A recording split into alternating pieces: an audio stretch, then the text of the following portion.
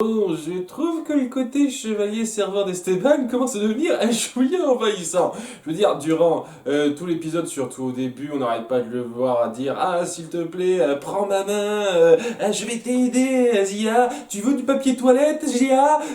Et à un moment donné, Zia devrait dire «Ok, c'est sympa que tu penses à moi, mais je peux me débrouiller un peu toute seule de temps en temps, s'il te plaît?» C'est c'est un petit peu, voilà, un petit peu excessif. Et honnêtement, j'espère vraiment que ça ira un peu plus loin que ça quand même, quoi, sans prendre en compte le fait que c'était un peu excessif.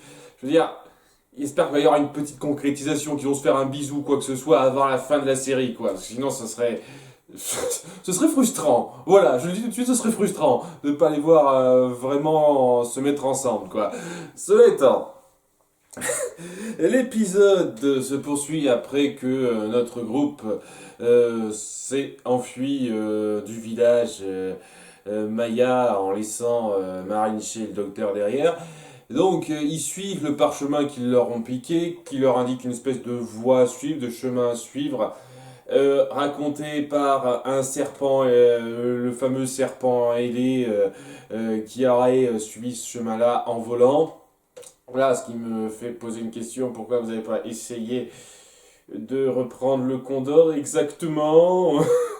Alors je sais pas, est-ce que vous auriez pu instaurer que, étant donné qu'il est dans une espèce de grotte, il s'est posé de force dans cette espèce de grotte, il ne peut pas redécoller parce que la lumière du soleil ne vient pas et qu'il semblerait qu'il y ait besoin d'un certain truc pour le faire redécoller ou quelque chose comme ça. Ça n'a pas été précisé ça. Voilà, ça c'était un truc que vous auriez pu faire dans, dans l'épisode 23 que vous n'avez pas fait. Un autre truc, enfin bon, donc ouais, ça fait un peu bizarre d'aller voir suivre une piste à pied alors que il pourrait essayer d'avoir le Grand Condor. Cela étant, oui, il y a pas mal de moments assez intéressants où ils doivent un petit peu se débrouiller, notamment en capturant un iguane. J'ai trouvé ça sympathique. Hein. Ça montre à nouveau un côté très débrouillard de Tao. À nouveau, il a beaucoup l'occasion de briller, Tao, ça c'est une très bonne chose. Et le petit problème, c'est qu'ils sont suivis par Marinche, le docteur, et leur homme de main, espèce de gros baraquet qui les suit. J'ai oublié son nom m'échappe un petit peu, je m'excuse. Donc, ouais, pendant qu'ils les suivent, ces trois-là, ils se font attaquer par un aigle qui défend son nid, et en étant attaqués par un aigle, ils tombent dans une crevasse. Donc, ils ont aucun moyen de remonter, etc. Ils sont un petit peu condamnés à crever dans le coin. Seulement, voilà, pour une raison qui m'échappe, je sais pas, si j'ai besoin de facilité scénaristique, Esteban et compagnie qui sont censés être devant eux, repassent par le même chemin qu'eux, en fait. Voilà, hein, un petit peu bizarre je trouve, et ils se font à leur tour attaquer par l'aigle qui se fait descendre par le docteur et son pistolet. Pourquoi il n'a pas fait ça directement quand il les a attaqués? J'imagine qu'il n'y a pas pensé. Donc les pauvres œufs de l'aigle vont crever puisqu'il n'y aura personne pour les protéger. C'est...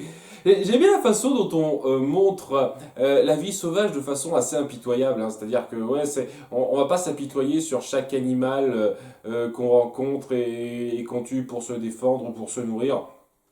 C'est assez, c'est assez bon par rapport à ça. C'est assez frais par rapport à d'autres visions qui ont tendance à être un petit peu trop fleur bleu bisounours, tout est bien, tout est gentil, etc.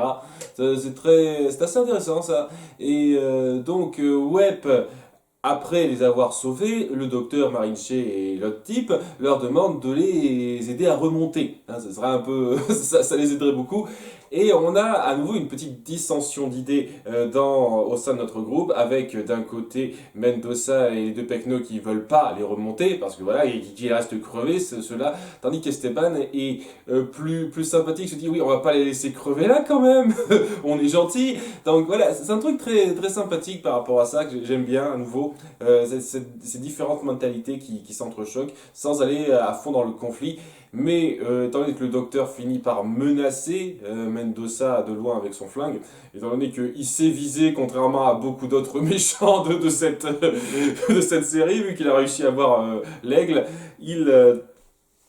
il force plus ou moins Mendoza à faire en sorte qu'il les fasse remonter avec une corde. Et donc ce qu'ils font, hein, Bien entendu, ils sont pas stupides, Mendoza prend les armes du docteur, etc. au moment où ils montent, et donc ils sont un peu leurs prisonniers, et ils ont besoin de guides pour les conduire à travers ces montagnes-là, parce que oui, Mendoza, bizarrement, n'est plus aussi doué pour arriver à se guider, alors qu'avant, étant donné sa nature de navigateur, il arrivait à s'en sortir très bien, mais plus maintenant, besoin scénaristique. Donc, ouais, ils suivent un petit peu un chemin qui est indiqué par le parchemin et qui, en étant aidé par Marinche qui connaît l'endroit, et tombe sur ce qui semble être des plaines. Et c'est à ce moment-là que Marinche et compagnie se disent ok, on vous a aidé, laissez-nous là. Genre, c'est bon, il n'y a pas de problème, laissez-nous là, on reviendra pas du tout, vous vous emmerdez après, on vous jure, hein, c'est terminé pour nous. Si ça se trouve, c'est le cas, et à ce moment-là, je n'aurai pas mon caquet, mais je pense qu'ils vont revenir, hein, je sais pas pourquoi. Sachant que Marine Shea dit pas ça juste pour ne plus être sous leur coupe, mais surtout parce qu'elle se doute qu'elle sait que ce ne sont pas des plaines mais des marécages. Et donc c'est beaucoup plus difficile à traverser ces trucs-là. Et donc voilà, en traversant ces marécages, notre groupe finit par s'en rendre compte un peu tardivement et ils se font attaquer par des alligators. Quelle menace animale ne rencontreront-ils pas? Donc ouais, à son habitude, Mendoza est un peu badass et arrive à en abattre quelques-uns avec son pistolet. En ce coup-ci, il se bat pas un peu à main nue sous la mer avec un requin.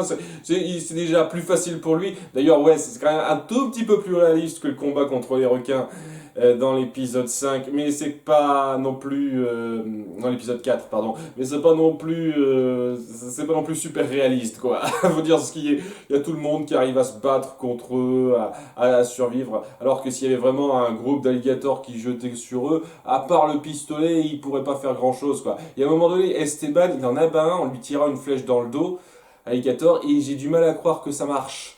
Hein, une simple flèche sur la peau d'un alligator, non, hein, à moins qu'on la tire très fort, ce qui n'est pas le cas d'Esteban, il c'est pas quelqu'un de super fort, voilà, surprend un petit peu, hein, ça, voilà, un peu facile. Enfin bref, ils finissent par se barrer en se servant de Lotus comme barque de fortune, et après quelques petits conflits supplémentaires avec les alligators, ils finissent par se retrouver sur la terre ferme un peu plus loin, où ils tombent sur une statue d'un dieu qui correspond à nouveau à l'itinéraire qui est décrit sur le manuscrit, le dieu de la pluie.